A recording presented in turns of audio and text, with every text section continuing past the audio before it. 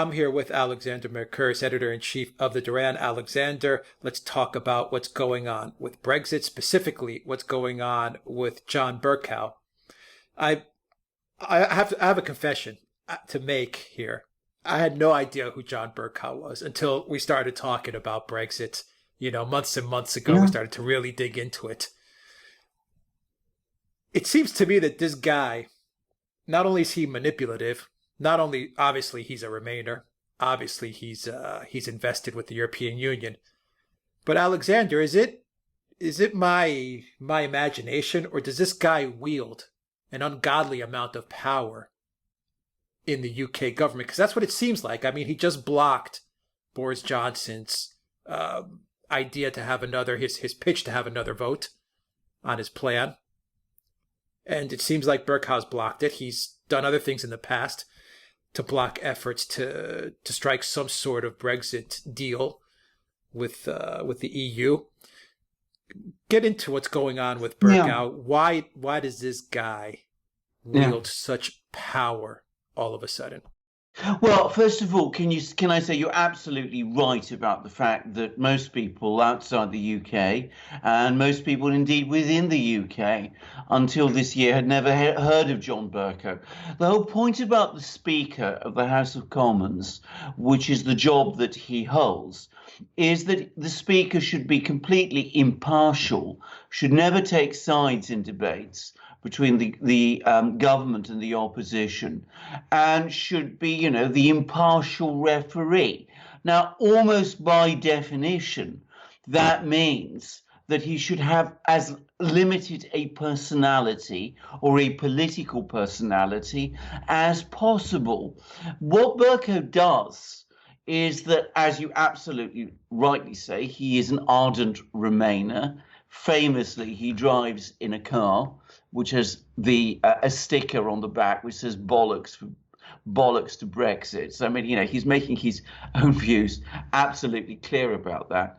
He clearly doesn't like Boris Johnson. I mean, I should say that John Bercow is a former Conservative, a former right-wing Conservative who became Speaker with the support of the Labour Party. This is very strange, but that's British politics for you, and has become increasingly more left-wing the longer he's remained in his job, and has become increasingly more antagonistic to the Conservative Party, to which he once belonged, and towards the leaders of the Conservative Party, including Boris Johnson.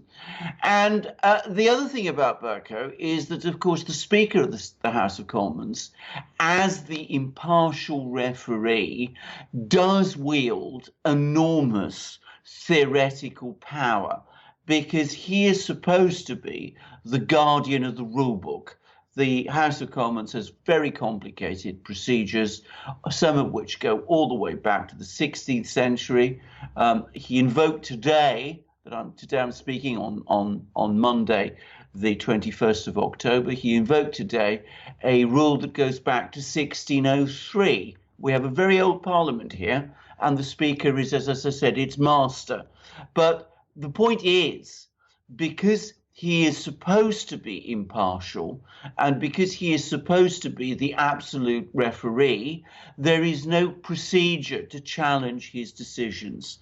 So the Speaker has always exercised his decisions absolutely.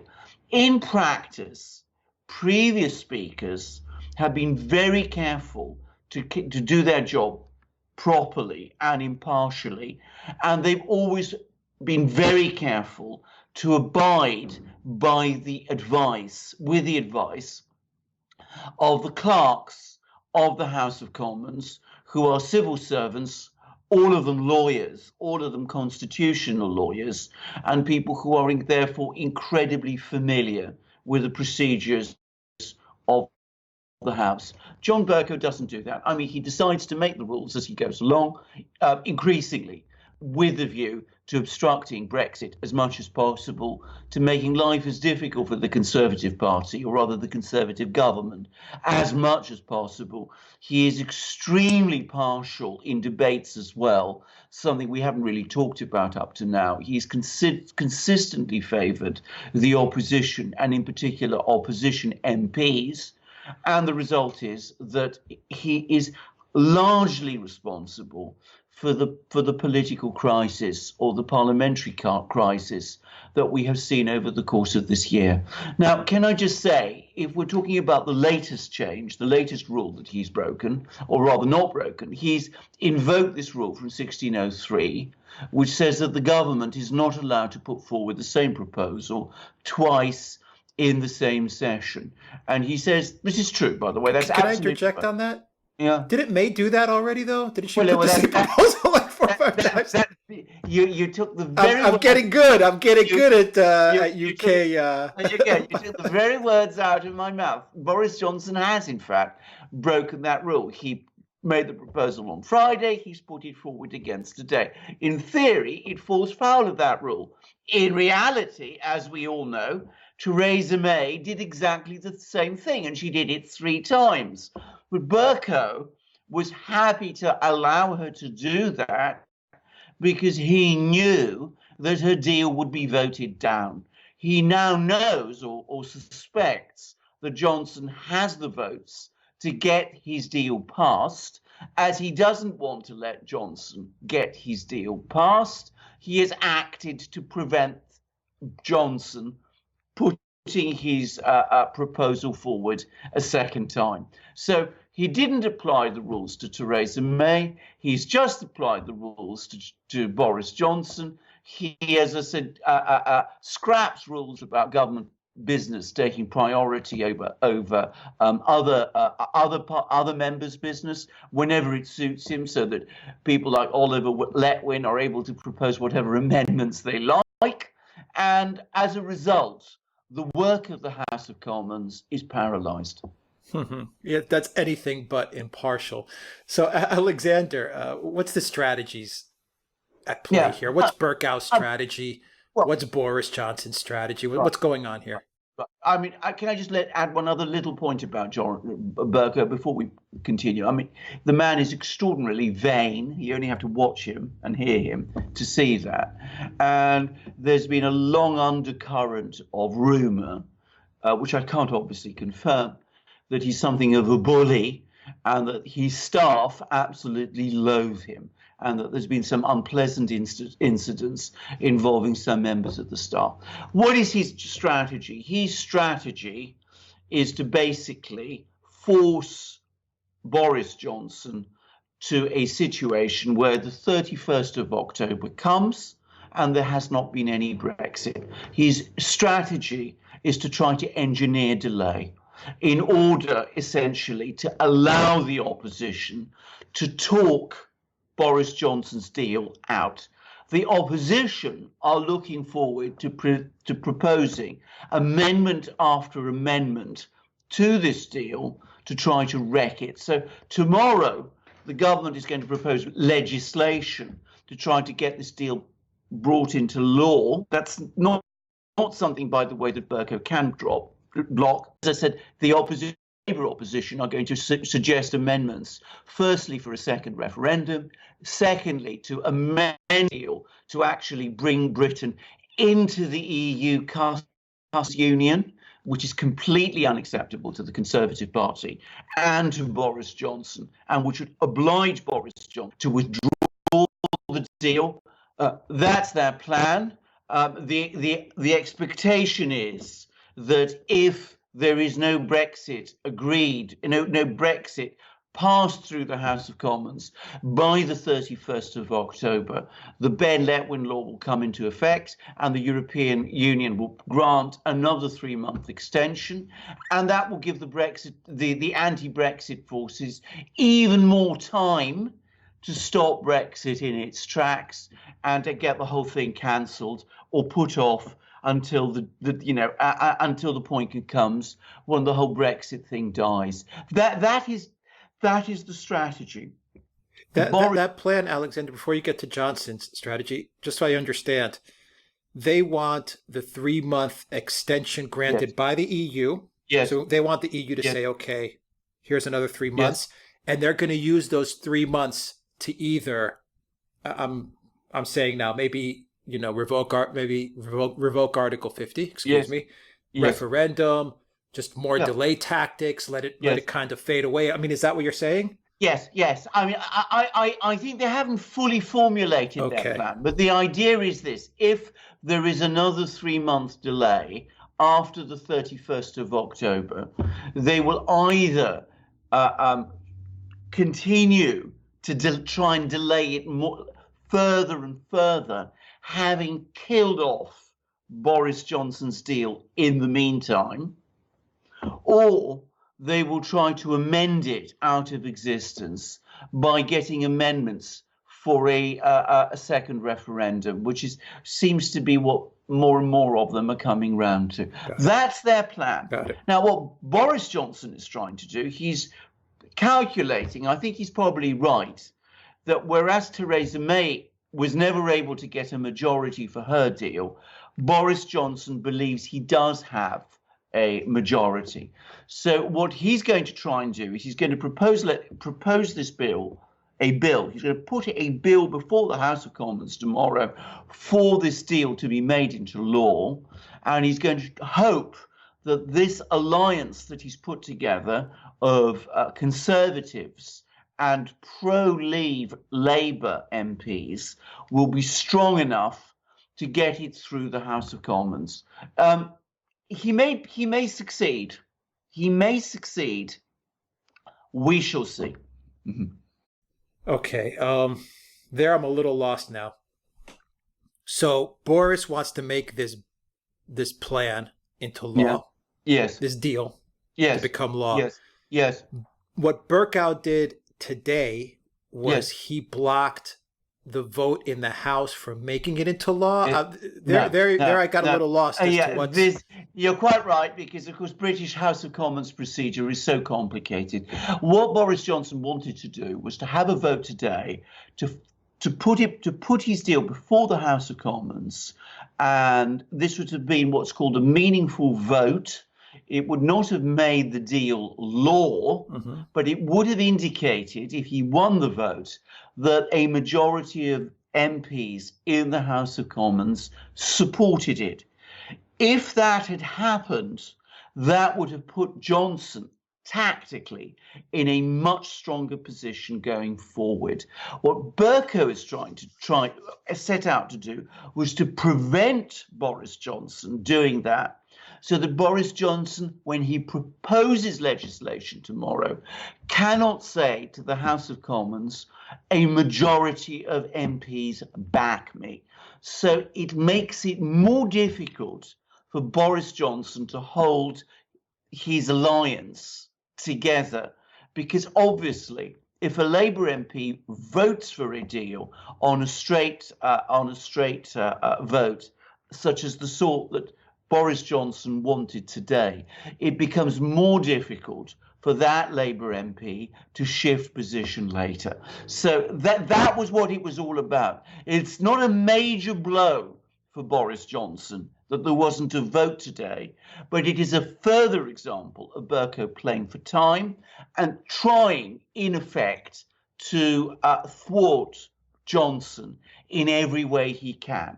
More and more people, by the way, have come to the view that the real leader of the opposition is not Jeremy Corbyn, it's actually John Bercow.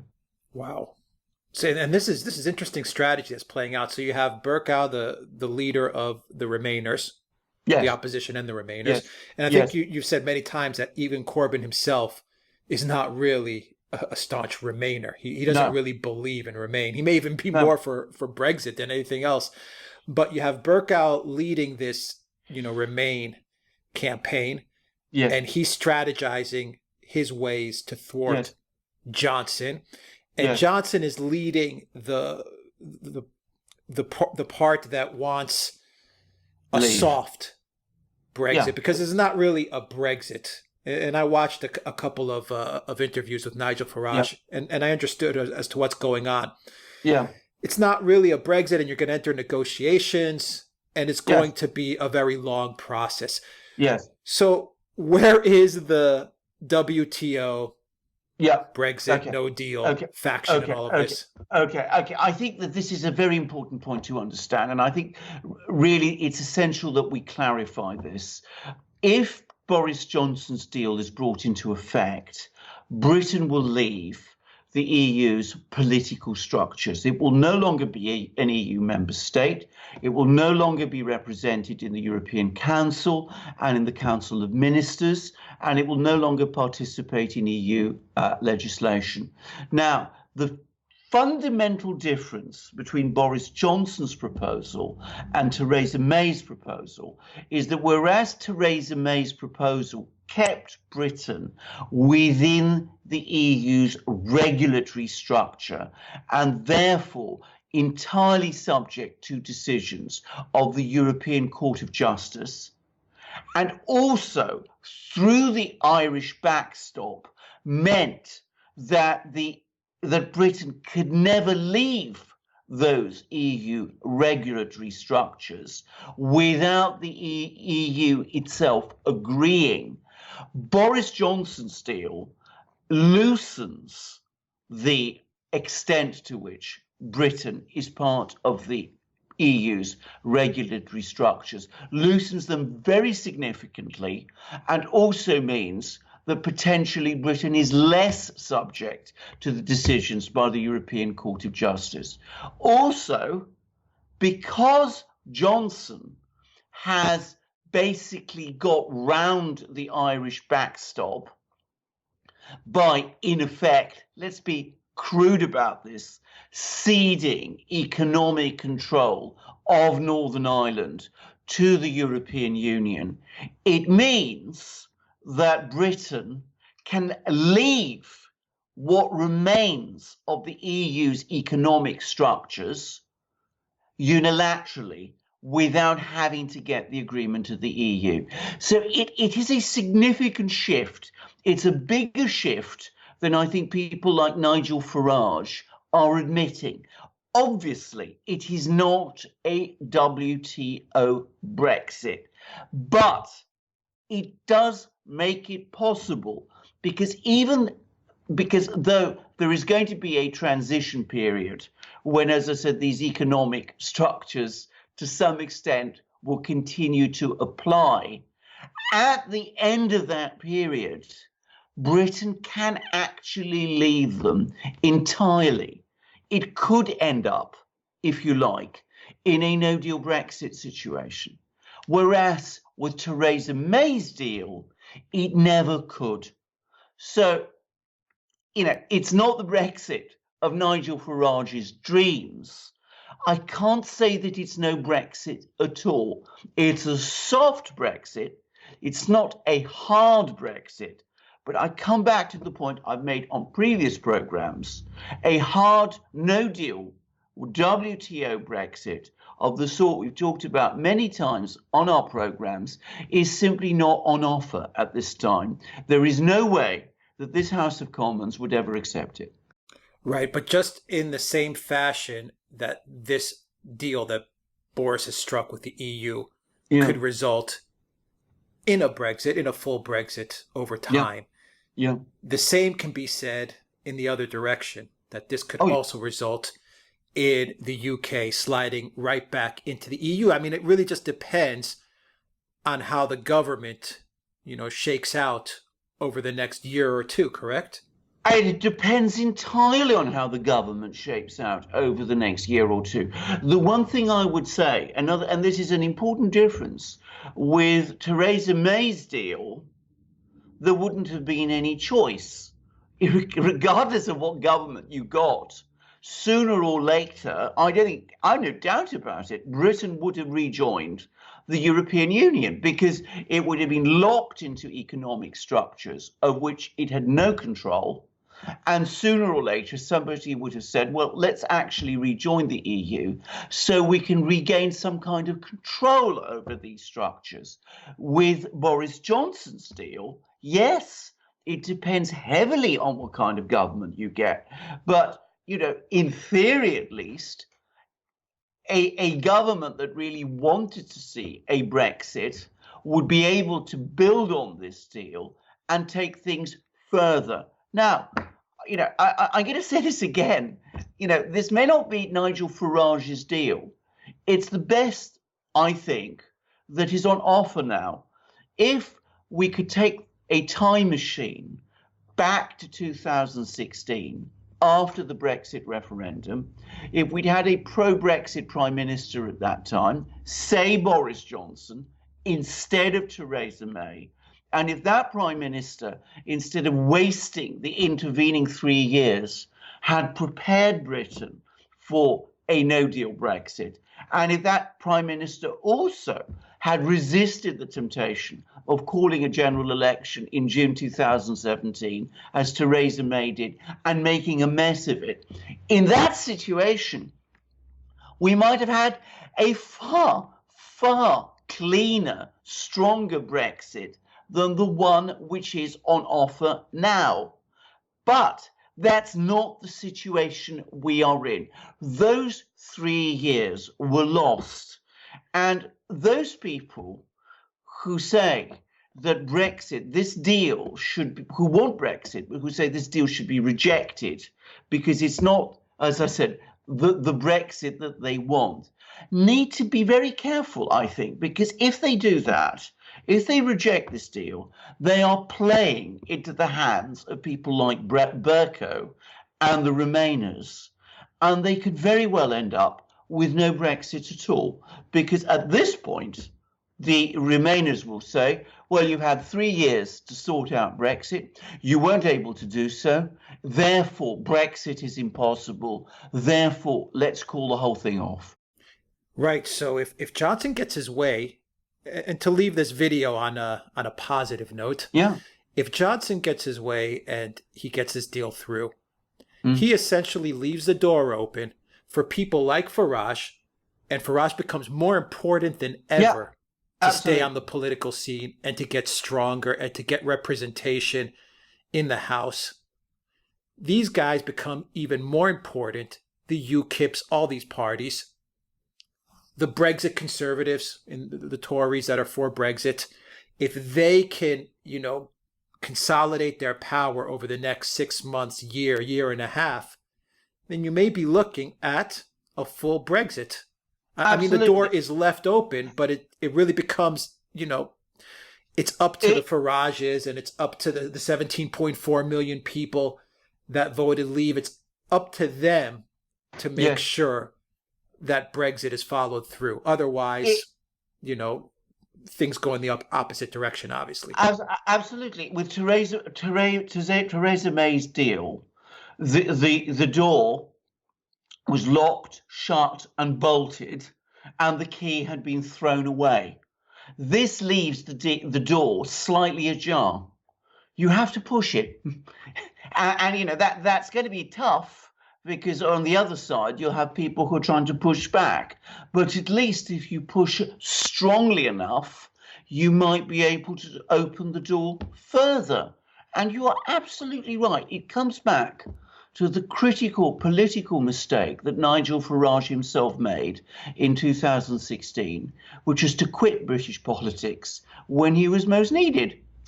For the sake of his cause.